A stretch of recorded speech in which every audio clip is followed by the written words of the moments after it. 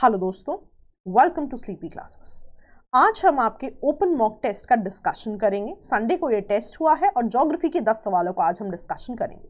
तो टेस्ट में काफ़ी सवाल मिक्स्ड हैं, कुछ करंट अफेयर्स बेस्ड क्वेश्चंस हैं, कुछ एनसीईआरटी बेस्ड क्वेश्चन हैं। तो ये काफ़ी अच्छा टेस्ट होगा आपका कि किस तरह से आप अपने आप को और अपनी प्रिपरेशन को जो है जज कर सकते हैं। अभी भी कुछ दिन बाकी हैं, you still have time, you can still work on things जहां पे आपको लगता है मेहनत की ज़रूरत है। ऑल्सो इन केस आप पूरी की पूरी ज्योग्राफी के इंपॉर्टेंट टॉपिक्स को 3-4 लेक्चर्स में रिवाइज करना चाहते हैं तो 3 लेक्चर्स में जो है आपकी इंटायर ज्योग्राफी के 50 इंपॉर्टेंट टॉपिक्स को जो है डिस्कस किया गया है। चलिए मूविंग फॉरवर्ड, पहला क्वेश्चन है the term aqua alta has been in news. आप इससे एसोसिएटेड करेक्ट स्टेटमेंट बताइए। मीडियम लेवल क्वेश्चन है, अगर आपने करंट अफेयर्स फॉलो की हैं आपको आना चाहिए, अगर आपने लेक्चर्स भी देखे हैं ये तीनों आपको ये चीज पता होनी चाहिए। तो एक्वा ऑल्टा बेसिकली क्या है? It's the name given to the exceptionally high tides in the Adriatic sea. अगर मैं एड्रियाटिक सी की पोजीशन दिखाऊं, अगर आपने इटली ध्यान से देखा है, this is your Adriatic sea. So Adriatic sea के पास यहां पे एक जगह है वेनिस करके, ठीक है। सो जब एड्रियाटिक सी से टाइड्स बहुत एक्सेप्शनली हाई हो जाती हैं और ये वेनिस पहुंचती हैं, तो वेनिस में इन एक्सेप्शनली हाई टाइड्स की वजह से आ जाती है फ्लड्स। तो जब ये फ्लड्स वाली कंडीशन होती है specifically in Venice due to the high tides in Adriatic sea, आप उस टर्म को कहते हो एक्वा ऑल्टा। अब ये भी पता होना जरूरी है कि ये हाई टाइड्स का रीजन क्या है। ऐसा तो नहीं है कि एक दिन टाइड्स का मन किया और वो बहुत ज्यादा एक्सेप्शनली हाई हो गई, ऐसा तो नहीं हो सकता। सो व्हाट हैपेंस इज कि आपने लोकल विंड्स पढ़ी होंगी, 2 विंड्स हैं आपकी, सिरोको एंड बोरा। तो जब ये दोनों विंड्स बहुत ही तेजी से चलती हैं तो ये अपने साथ जो है टाइड्स को और एक्सेप्शनली हाई ले जाती हैं, एंड यही हाई टाइड्स जब आपकी इस रीजन पे, वेनिस के रीजन पे आती हैं वाया एड्रियाटिक सी, तो वहां पे ये फ्लड्स कॉज करती, ठीक है। चलिए, तो आई होप आपको ये कॉन्सेप्ट बिल्कुल ही याद रहेगा। तो आगे बढ़ते हैं। नेक्स्ट है द टर्म डीप इकोलॉजी। ये टर्म बहुत ज्यादा न्यूज में रही है and it is a difficult question. It's okay अगर आपको नहीं पता था, लेकिन अब आप एटलीस्ट इसको जान लें, right. So deep ecology basically क्या होती है अगर मैं आपको दिखाऊं। सो द कॉन्सेप्ट सेज कि human life is just as one of many equal components of a global ecosystem. तो ये क्या कहने की कोशिश कर रहे हैं, ये इस तरह की एनवायरमेंटल मूवमेंट या फिलॉसफी है जिसमें ह्यूमन लाइफ को भी बहुत इंपॉर्टेंट कंपोनेंट माना जाता है इकोसिस्टम का। मैंने आपको सिंपल शब्दों में समझाती हूँ। सो बेसिकली जब भी हम इकोसिस्टम को स्टडी करते हैं, हम as a third person study करते हैं। Let's say I am studying ecosystem of a river, और let's say I am studying ecosystem of a pond, anything, right. So I am a third person, I am trying to study the ecosystem. लेकिन एक नई approach देखी गई है जब आप in studies की बात करते हो, that is deep ecology. Now what happens in deep ecology is humans अपने आप को इकोसिस्टम का एक पार्ट मान के फिर उसको स्टडी करना शुरू करते हैं, right. So the entire study is based on human beings being a very important and equal component of any of the ecosystem। ठीक है जी, याद रहेगा, सिंपल था। सिंपल चाहे नहीं था क्वेश्चन, लेकिन इसका एक्सप्लेनेशन बहुत इजी है। तो जो भी एक्सप्लेनेशन आपका इस कॉन्सेप्ट को डिपिक्ट करेगा, आपका वो एग्जाम में सही आंसर होगा। So it was a difficult question, it's okay if you do not know, but acqua alta आपको पता होना चाहिए था। नेक्स्ट, यहां पे हम कुछ आइलैंड्स की बात कर रहे हैं and we are going to talk about कि इनमें से कौन सा करेक्टली मैच्ड है। Kuril islands, Abu Musa, Halaib triangle and Tigray region, right. So आपका करेक्ट आंसर क्या है यहाँ पे? 1, 3 and 4। Kuril islands are disputed between Russia and Japan. Kuril islands Russia और जापान में डिस्प्यूटेड है। अबू मूसा जो है ईरान और यूएई में डिस्प्यूटेड है, राइट। अगेन हेल्प ट्राइंगल जो है इजिप्ट और सूडान में डिस्प्यूटेड है। अगेन टाइग्रे रीजन जो है इथियोपिया और एरिट्रिया में डिस्प्यूटेड है। तो ये सारी चीजें हमने अपने 2 मिनट सीरीज में, आइलैंड सीरीज में, डिस्प्यूटेड सीरीज में कहीं ना कहीं कवर की हुई हैं। तो आपको ये सारी चीजें आनी चाहिए थी if you have been following our videos बहुत सही तरीके से, ठीक है जी। चलिए आगे बढ़ते हैं। एमॉक बहुत ही डिटेल में पहले लेक्चर का आपका कंपोनेंट था ये। सो एमॉक बेसिकली 3 ऑप्शंस है यहाँ पे और आपको बताना है कि इनकरेक्ट कौन सा है। तो तीनों ही ऑप्शंस आपके करेक्ट हैं। लेट मी टेल यू कि ऑप्शंस क्या क्या है आपके, ठीक है। तो कॉन्सेप्ट समझा देती हूँ मैं आपको। व्हाट हैपेंस इज कि एमॉक जो है बेसिकली ये अटलांटिक ओशन की पूरी सर्कुलेशन है, राइट। सो अब सर्कुलेशन की बात हो रही है तो सरफेस करंट्स की भी बात होगी और डीप वाटर करंट्स की भी बात होगी, राइट मैंने आपको काफी डिटेल में ऑलरेडी समझाया भी हुआ है, मैं काफी शॉर्ट तरीके से फिलहाल आपको समझाने की कोशिश करती हूं ताकि आपका एग्जाम में पॉइंट जो है गलत ना हो। तो जब भी आप ओशन करंट्स की बात करते हो, it's like a conveyor belt system, right कि ऊपर सरफेस करंट्स भी हैं और नीचे डीप वाटर करंट्स भी हैं। तो ये पूरा का पूरा सिस्टम जो है अटलांटिक ओशन की जब हम बात करते हैं हम उसे एमॉक कहते हैं, ठीक है। अब क्योंकि करंट्स में पानी जो है ट्रांसफर हो रहा है, तो उसके साथ साथ जो न्यूट्रिएंट्स है वो भी ट्रांसफर होंगे, जो हीट है वो भी ट्रांसफर होगी। So that is what the first option is trying to say कि with this entire circulation heat और न्यूट्रिएंट्स भी जो है ट्रांसफर होते हैं, राइट। नेक्स्ट चीज देखो, यहां पे जो एक मैंने स्पेसिफिक कंपोनेंट आपको पहले भी बताया है रिवीजन सीरीज में कि एक सिंपल अजम्पशन क्या है, क्योंकि यूके का region is very near to Arctic, तो कहीं ना कहीं यहाँ पे सिर्फ एक्सट्रीम टेम्परेचर होना चाहिए, राइट, एक्सट्रीम कंडीशंस होनी चाहिए। लेकिन देखा गया है यहाँ पे रेनफॉल भी बहुत ज्यादा होती है। उसका रीजन क्या है कि इन रीजन्स में यूके के और यूएस और कनाडा के कुछ यहाँ के रीजन्स के आसपास एक आपकी ओशन करंट बहती है जिसका नाम है gulf stream, which is a hot water current. तो होता क्या है, ऑल्दो यहाँ पे रीजन्स एक्सट्रीम होने चाहिए in terms of their climate, but क्योंकि गल्फ स्ट्रीम एग्जिस्ट करती है जो कि एक हॉट वाटर करंट है, दैट एंश्योर्स कि यहाँ पे जो है रेनफॉल भी हो। बेसिकली सिस्टम सिंपल है कि हॉट वाटर की बात कर रहे हो, हॉट वाटर होगा, हीटिंग होगी और द इवेपोरेशन का पूरा process will happen, clouds formation होगी, इसीलिए यहाँ रेनफॉल होगी। यदि एमॉक का पूरा सिस्टम ना हो, यहाँ पे गल्फ स्ट्रीम का पूरा इशू ना हो, तो आप देखोगे यहाँ पे क्या होगी, एक्सट्रीम कंडीशंस होंगी, राइट। तो ये चीज आपको समझ में आनी चाहिए। तो मैंने काफी शॉर्ट में आपको बताया है सो दैट अगर कोई ऑप्शंस आपको आ जाए आप कभी भी गलत ना करें। But for elaborate explanations you can go to those 3 lectures. पहला ही टॉपिक है ये पहले लेक्चर का। चलिए नेक्स्ट है एनसीईआरटी बेस्ड क्वेश्चन है, किसी हालत में आपका एक क्वेश्चन गलत नहीं हो सकता। सो कौन सा ऑप्शन ट्रू है आपका फॉर नॉर्दर्न प्लेन्स आपने देखना है। सो जब भी हिमालय से आपका सामान नीचे की तरफ आता है, right, dust silt anything, right, तो यूपी वाले और बिहार वाले कुछ कुछ रीजन्स में जो आपका पूरा का पूरा नॉर्दर्न प्लेन बनता है उससे एसोसिएटेड क्वेश्चन है ना। You are suppose to be prepared, ये आंसर आपका गलत नहीं हो सकता। पहला क्या है, नॉर्दर्न प्लेन्स बेसिकली क्या है, एलुवियल डिपॉजिट्स हैं जो कि इंडस गंगा और ब्रह्मपुत्र रिवर से आते हैं। बिल्कुल सही बात है, राइट, कि कुछ प्लेन्स जो लेट्स से जो प्लेन्स बन रहे हैं मेजॉरिटी तो इंडस और गंगा से चीजें हैं, लेकिन ब्रह्मपुत्र रिवर जो कि नॉर्थ ईस्टर्न रीजन से आ रही है वहां से भी एलुवियम और सिल्ट यहाँ पे इकट्ठा होता है। Again correct.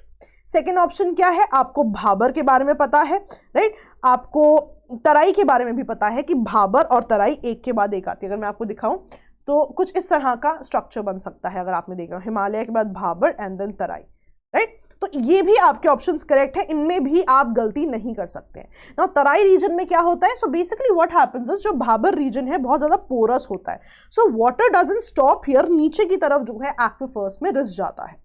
But then Terai reason, ये वाटर जो है री इमर्ज करता है इन द तराई रीजन, और देखा गया है तराई रीजन बहुत ही ज्यादा न्यूट्रिएंट से भरा हुआ होता है, यहाँ पे कुछ तरह का एग्रीकल्चर भी पाया जाता है। So now we know what Bhabar and Terai region is well. First second third तो एब्सोल्युटली करेक्ट है। जैसे ही हम फोर्थ रीजन पे आते हैं तो हम एलुवियल डिपॉजिट्स की बात करते हैं ना। तो क्वेश्चन सेज कि old and new alluvium deposits है नोन एज खादर एंड भांगर, राइट। ये ऑप्शन आपका गलत है और आपको ये गलत पता लगना चाहिए था क्योंकि खादर और भांगर को यहां पे हमने कर दिया है रिप्लेस, राइट। याद रखने का तरीका क्या है, ओल्ड एलुवियम की बात थी, न्यू एलुवियम की बात थी, बी पहले आता है और के बाद में आता है। सो ओल्ड वाला वुड बी भांगर, न्यू वाला would be Khadar. So this is how you will know कि ये ऑप्शन आपका गलत है। सो ये आपकी कुछ स्ट्रैटेजी होनी चाहिए थी यहाँ पे क्वेश्चन को सॉल्व करने के लिए। एनसीईआरटी जो है उनके क्वेश्चंस आप गलत नहीं कर सकते। अभी भी अगर आपको लग रहा है कि शायद बहुत अच्छी प्रेप की तरफ आप 100% नहीं है, तो अभी भी आप एनसीईआरटी को क्विकली रिवाइज कर सकते हैं। चलिए आगे बढ़ते हैं। Yes, again NCERT based question ocean current से, तो आपको बताना है इनमें से इनकरेक्ट स्टेटमेंट कौन सा है। So first thing tells you कि एक टाइड क्या होती है। तो टाइड आपको पता है कि periodic rise and fall of the sea level है, और इसका रीजन भी ये बता देते हैं कि सन और मून की जो ग्रेविटेशनल पुल है उसकी वजह से टाइड आ रही है। So you get such questions जहां पे जो आपने पढ़ा होता है वो आपको ऑलरेडी क्वेश्चन में दे देते हैं, राइट। नाउ ये दो लाइनें बहुत ही ज्यादा फैक्चुअल लाइनें हैं आपकी एनसीईआरटी में कि एब और फ्लो क्या होता है, एग्जैक्ट लाइंस एनसीईआरटी से ली हुई है। सो ये भी क्वेश्चन आपका गलत नहीं हो सकता था। सो अब क्या होता है, time between high tide and low tide जब वाटर लेवल फॉल कर रहा है, high tide and low tide जब वाटर लेवल फॉल कर रहा है, and the time between low tide and high tide जब वाटर लेवल राइज कर रहा है, right. So these two mechanisms are refer to as ebb and flow. और भी चीजें आपको पता होनी चाहिए, लेकिन फॉर द टाइमिंग, बिकॉज आपका एग्जाम बहुत पास आ रहा है, फैक्चुअल डेटा आपका गलत नहीं होना चाहिए। एग्जैक्ट दोनों लाइनें हैं एनसीईआरटी से, दोनों ही लाइनें करेक्ट है, तो आपका आंसर क्या होना चाहिए, नीदर वन नॉर टू। क्यों? क्योंकि ऊपर इनकरेक्ट स्टेटमेंट पूछी हुई है। तो ये भी आपने गलत नहीं करना है कि कभी कभी हमें लगता है दोनों स्टेटमेंट्स करेक्ट है, आंसर हम ब्लाइंडली बोथ 1 and 2 कर देते हैं, लेकिन the question is about being incorrect and इसलिए आपका आंसर क्या है, नीदर 1 nor 2।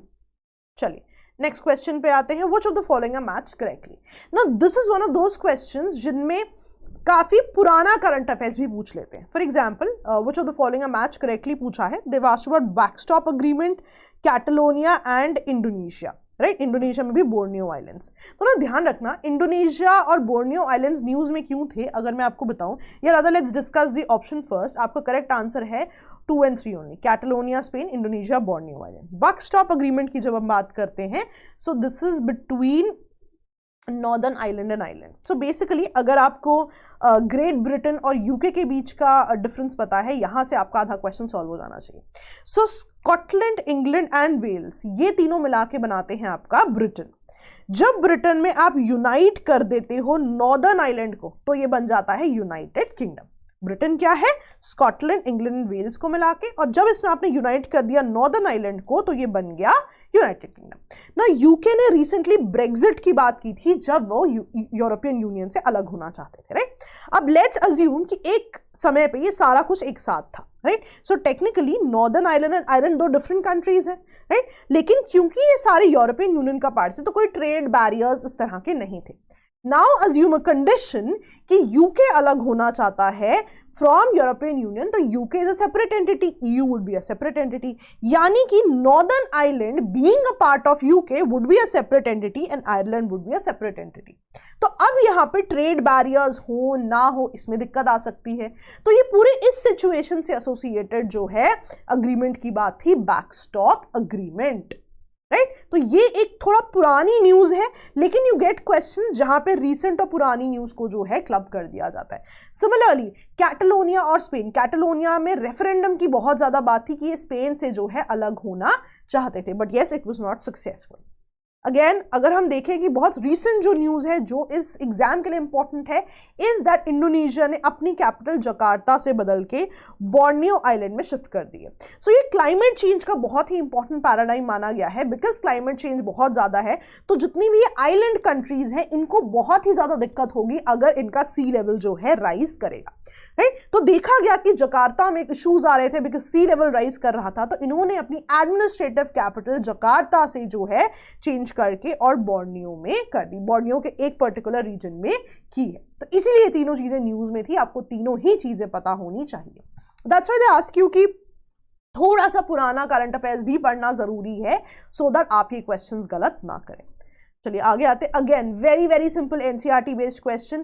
पेरीहीलियन, एपीलियन हमें पता होता है, पी फॉर पास, पी फॉर पेरीहीलियन, तो सन और मून जब सबसे पास होंगे that will be perihelion, sorry sun और अर्थ जब सबसे पास होंगे दैट विल बी पेरीहीलियन। अगर मैं आपको दिखाने की कोशिश भी करूं तो P for perihelion, P for पास, सो सन और अर्थ जो है जब सबसे पास होंगे that would be refer to as your perihelion, और जब सबसे दूर होंगे that would be refer to as your एपीलियन।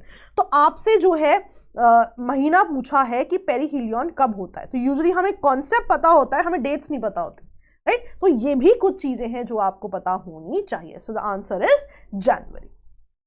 चलिए आगे बढ़ते हैं। Yes, again an NCERT based question, class 12th की एनसीईआरटी से लिया हुआ है कि कौन से जनरल फीचर्स हैं फुटलूज इंडस्ट्रीज के। तो आप ऑप्शंस को देखिए और आंसर करने की कोशिश कीजिए। तो फुटलूज इंडस्ट्रीज इनके हिसाब से है ऐसी इंडस्ट्रीज जो किसी भी स्पेसिफिक रॉ मटेरियल के, किसी भी स्पेसिफिक चीज पर डिपेंड नहीं करती, कहीं भी शुरू की जा सकती है, और ये जो है सामान प्रोड्यूस करती है स्मॉल क्वांटिटी में और स्मॉल लेबर फोर्स को ही जो है एम्प्लॉय करती है। तो आपका आंसर है बोथ 1 and 2 दोनों ही करेक्ट है। अगर मैं आपको एनसीईआरटी में दिखाऊं, एग्जैक्टली एनसीईआरटी की लाइनें हैं ये, एनसीईआरटी कहती है फुटलूज इंडस्ट्री ऐसी इंडस्ट्रीज हैं जो कहीं पे भी शुरू की जा सकती है, location doesn't matter. For example अगर आपको शुगर इंडस्ट्री या जूट इंडस्ट्री शुरू करनी है तो कोशिश हमारी क्या होती है कि रॉ मटेरियल के आसपास ही किया जाए, सो दैट पूरी इंडस्ट्री में ट्रांसपोर्टेशन का खर्चा ना आए और समथिंग लाइक दैट। लेकिन फूड इंडस्ट्रीज ऐसी इंडस्ट्रीज हैं जो आप कहीं भी शुरू कर सकते हो, छोटे लेवल पर भी अगर आपकी पॉसिबिलिटी है। फॉर एग्जांपल भी देते हैं कि मान लो आपने मोबाइल मैन्युफैक्चरिंग यूनिट शुरू करने हैं, कंप्यूटर चिप यूनिट शुरू करने हैं, तो ये कुछ फुटलूज इंडस्ट्रीज के एग्जाम्पल होते हैं, बिकॉज ये कभी भी इस पर डिपेंड नहीं करती कि वहाँ रिसोर्सेज कैसे हैं, वहाँ लैंड, लेबर, कैपिटल किस तरह का है। Now this is exactly what NCERT says, right? तो हमें एनसीईआरटी को स्टिक करना बहुत ज्यादा जरूरी है। आई होप ये क्वेश्चन भी आपका सही हुआ है, एनसीईआरटी बेस्ड क्वेश्चंस आप गलत नहीं कर सकते। चलिए last question, very very simple question, इस तरह का क्वेश्चन यूपीएससी में पूछा हुआ है। सैंडलवुड जो है किस तरह के फॉरेस्ट में पाया जाता है? यूपीएससी ने एक बार क्वेश्चन पूछा हुआ है, 4 डिफरेंट स्पीशीज दी हुई थी और पूछा गया था कि ये कौन से फॉरेस्ट से एसोसिएटेड है। तो आपका आंसर है यहाँ पे डेसिडुअस फॉरेस्ट।